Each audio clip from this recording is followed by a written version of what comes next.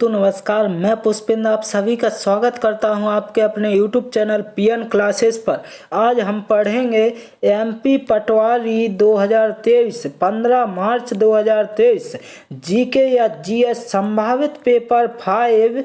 देख लो, ऐसा पेपर आएगा 100% आएगा। PDF भी फ्री में प्रोवाइड कराई जाएगी। आपकी तैयारी कैसी है जांच लो। इसके बाद दोस्तों, यदि आप इस चैनल पर नए आए हैं तो इस चैनल को लाइक शेयर सब्सक्राइब कर लें। देर न करते हुए चलते हैं प्रश्नों की ओर और देखते हैं प्रश्न पहला क्या है। प्रश्न पहला दिया गया है इसमें कि निम्नलिखित में से किस वास्तुकार को ब्रिटिश काल के दौरान नई दिल्ली के मुख्य भागों में इमारतों की योजना बनाने और उन्हें डिजाइन करने का श्रेय दिया जाता है। तो इसका जो सही आंसर होगा आपका एडविन लुटियंस, जो कि ऑप्शन नंबर सी आपका करेक्ट आंसर हो जाएगा। किसको दिया जाता है?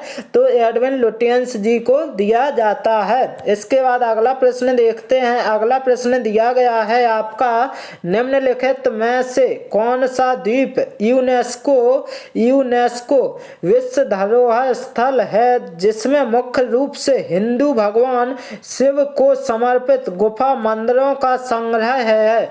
क्या है? संग्रह है। तो इसका जो सही आंसर होगा आपका ऑप्शन नंबर बी एलिफेंटा द्वीप, जो कि ऑप्शन नंबर बी आपका बिल्कुल करेक्ट आंसर हो जाएगा। इसके बाद अगला प्रश्न दिया गया है निम्नलिखित में से कौन सा समुद्री बंदरगाह हिंद महासागर में स्थित नहीं है? हिंद महासागर में स्थित नहीं है। तो इसका जो आंसर होगा आपका मनीला, जो कि फिलीपींस में है। फिलीपींस आपका correct answer option number A बिल्कुल सही आंसर निकल कर आ जाएगा। इसके बाद अगला प्रश्न देखते हैं। अगला प्रश्न दिया गया है आपका इसरो का प्रस्तावित शुक्रयान मिशन कौन से ग्रह के अध्ययन के लिए है? तो आपका जो सही आंसर होगा शुक्र ग्रह, जो कि आपका correct answer option number C हो जाएगा। क्या हो जाएगा? ऑप्शन नंबर सी सही आंसर हो जाएगा। इसके बाद अगला प्रश्न है ओलंपिक रिंग पहली बार सार्वजनिक रूप से डैश में प्रस्तुत किए गए थे? तो 1913 में प्रस्तुत किए गए थे, जो कि ऑप्शन नंबर सी आपका करेक्ट आंसर हो जाएगा। इसके बाद अगला प्रश्न देखते हैं। अगला प्रश्न दिया गया है स्क्रब टाइफस जो है रोग एक प्रकार के डैश के कारण होता है। दोस्तों, किसके कारण होता है? तो आपका होता है जीवाणु, जो कि बैक्टीरिया। ऑप्शन नंबर बी आपका करेक्ट आंसर हो जाएगा। इसके बाद अगला प्रश्न देखते हैं। अगला प्रश्न दिया गया है अकबर के दरबार के 9 रत्नों में शामिल महेश दास निम्न में से किस नाम से लोकप्रिय थे? तो बीरबल के नाम से लोकप्रिय थे, जो कि ऑप्शन नंबर ए आपका करेक्ट आंसर हो जाएगा। अब अगला प्रश्न देखेंगे। अगला प्रश्न दिया गया है आपका कि किस पहाड़ी को राष्ट्रीय स्मारक प्राधिकरण द्वारा 7 जुलाई 2022 को राष्ट्रीय महत्व का स्मारक घोषित किया गया? किसको किया गया? तो जो आपका आंसर होगा इसमें मानगढ़ पहाड़ी, जो कि ऑप्शन नंबर ए आपका बिल्कुल करेक्ट आंसर हो जाएगा। अब देखते हैं अगला प्रश्न दिया गया है आपका कि हाल ही में चर्चा में रही पुस्तक गांधी और चंपारण सत्याग्रह सिलेक्ट रीडिंग नामक पुस्तक का विमोचन किसने किया? तो आपको ध्यान देना है सुरंजन दास, जो कि आपका correct answer option number A हो जाएगा। क्या हो जाएगा? सुरंजन दास जी ने किया। इसके बाद अगला प्रश्न दिया गया है जुलाई 2022 के दौरान किसे G20 हेतु भारत का नया शेरपा चुना गया? किसे चुना गया? तो आपका जो आंसर होगा अमिताभ कांत जी को चुना गया, जो कि ऑप्शन नंबर ए बिल्कुल करेक्ट आंसर हो जाएगा। इसके बाद चलते हैं अगले प्रश्न की ओर और देखते हैं अगला प्रश्न दिया गया है आपका 11 जुलाई 2022 को भारत के प्रधानमंत्री द्वारा नए संसद भवन की छत पर राष्ट्रीय प्रतीक चिन्ह अशोक स्तंभ का अनावरण किया गया। यह कितने मीटर ऊंचा है? कितने मीटर जो है ऊंचा है?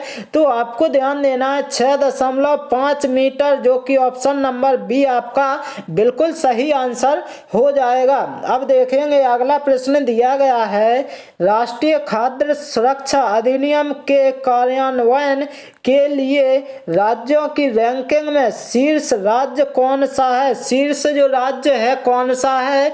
तो उड़ीसा जो कि आपका correct answer option number A बिल्कुल सही हो जाएगा। अब देखेंगे अगला प्रश्न दिया गया, अगला प्रश्न है मुगल बादशाह आलम द्वितीय ने किस वर्ष में बंगाल, बिहार और उड़ीसा की दीवानी ईस्ट इंडिया कंपनी को अनुदान स्वरूप देने का फरमान जारी किया था?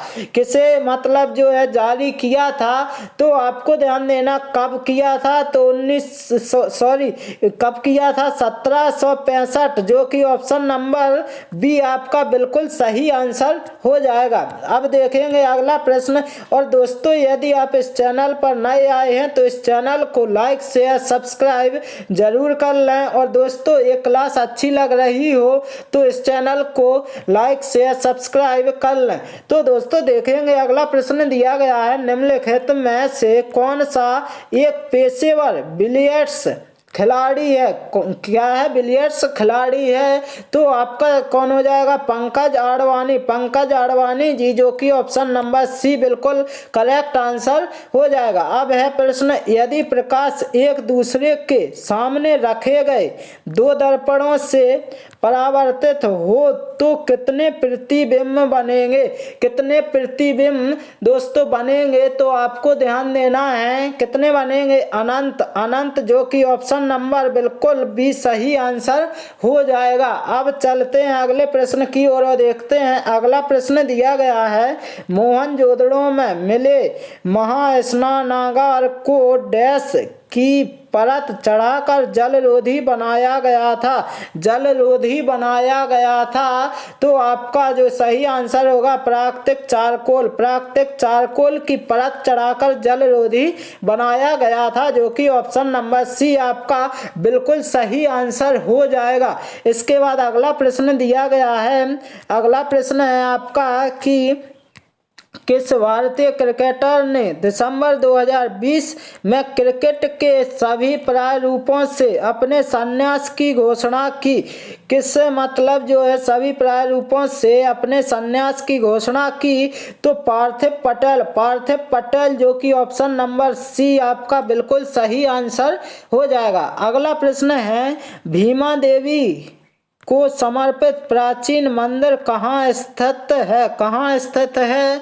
तो दोस्तों आपको ये देखना पिंजौर, जो कि हरियाणा राज्य में है।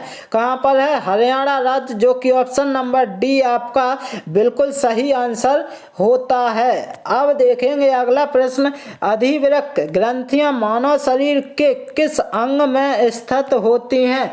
किस अंग में स्थित होती हैं? तो वृक्क मतलब किडनी होता है इंग्लिश में, तो ऑप्शन नंबर डी आपका बिल्कुल करेक्ट आंसर हो जाएगा। अब देखेंगे अगला प्रश्न दिया गया है भारत के किस राज्य में माणिक वंश का शासन था? माणिक वंश का जो है शासन किस राज्य में था? तो त्रिपुरा, जो कि आपका ऑप्शन नंबर ए बिल्कुल सही आंसर हो जाएगा। अब देखेंगे अगला प्रश्न है विभिन्न देशों को वर्गीकृत करने में विश्व बैंक द्वारा उपयोग किया जाने वाला मुख्य मापदंड निम्नलिखित में से कौन सा है? तो आपको ध्यान देना है प्रति व्यक्ति आय, जो कि ऑप्शन नंबर बी आपका बिल्कुल सही आंसर हो जाएगा। अब देखेंगे अगला प्रश्न दिया गया है। और दोस्तों मैं आशा करता हूं कि आप सभी को ये क्लास अच्छी लग रही हो, तो इस चैनल को लाइक शेयर सब्सक्राइब कर लें। और दोस्तों आपके एग्जाम में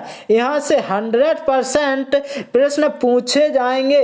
दोस्तों प्रश्न दिया गया है, भारतीय संविधान का कौन सा अनुच्छेद भारतीय संसद में मंत्रिपरिषद की भूमिकाओं और जिम्मेदारियों का वर्णन करता है?